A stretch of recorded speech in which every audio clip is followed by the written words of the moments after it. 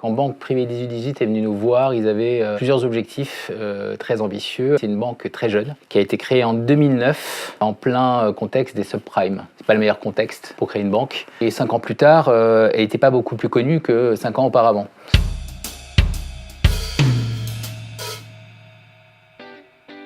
Quand ils sont venus nous voir en 2014, l'objectif c'était de s'adresser aussi à une nouvelle génération de clients. La banque privée, traditionnellement, s'adressait souvent à des héritiers. Là, on a affaire à une nouvelle génération de clients qui sont des entrepreneurs qui ont déjà créé 2 boîtes, en ont vendu 2. Le premier boulot qu'on a fait, c'est de regarder qu'est-ce qu'attendent ces nouveaux clients d'une banque privée. Que la plupart des banques privées s'adressent encore à leurs clients comme si la seule chose qu'ils attendaient, c'était qu'on leur déroule le tapis rouge pour 2 entretiens par an. Et en fait, ils attendent une chose très très simple, que la banque les accompagne et soit là au moment où ils ont besoin d'eux. C'est des gens qui sont ultra informés, ils ont besoin d'experts qui soient capables de comprendre là où ils ont envie d'aller et surtout d'être là au moment où il le faut. Donc à partir de là, on a trouvé une idée qu'il fallait que la banque privée 1818 soit la première banque privée à promettre une chose très simple, c'est de devenir et d'être la banque synchrone. On a traduit cette notion de synchronicité à travers une métaphore très simple qui est assez audacieuse pour le milieu bancaire, c'est la danse. Cette notion de synchronicité, on a commencé à la véhiculer en interne parce qu'en fait la banque, et encore plus la banque privée, c'est un métier d'humain. Les premières personnes qu'il faut sensibiliser et convaincre de l'intérêt d'une nouvelle promesse, c'est les conseillers. On les a mis dans la confidence avant et surtout on les a impliqués pas seulement pour leur dire voilà ce qu'on va dire, mais surtout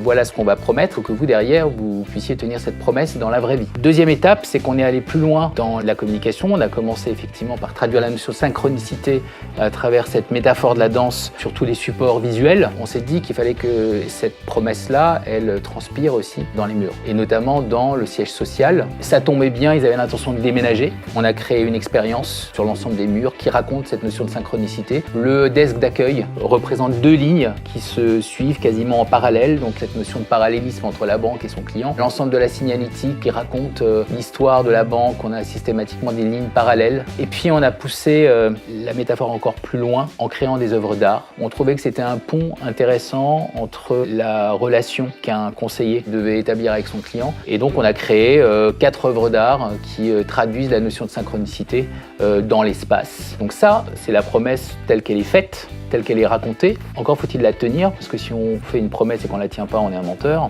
Pour la tenir, on a créé un site internet qui n'était pas juste une vitrine corporate de la banque, qui était un vrai outil de prospection. Le site devait être parfaitement synchrone à chaque visiteur. Quand vous le visitez, vous choisissez les sujets qui vous intéressent. Tout le contenu se reconfigure en fonction des choix que vous avez faits. En fait, il se synchronise à qui vous êtes et au sujet qui vous intéresse. Le premier résultat de la reconfiguration notamment du site est assez spectaculaire puisque la fréquentation a été multipliée par 3. Et surtout, les gens passaient 2 fois plus de temps en moyenne sur le site. Cerise sur le gâteau, grâce à cet nouvel outil de prospection, la banque a gagné 1 prospect qualifié par jour.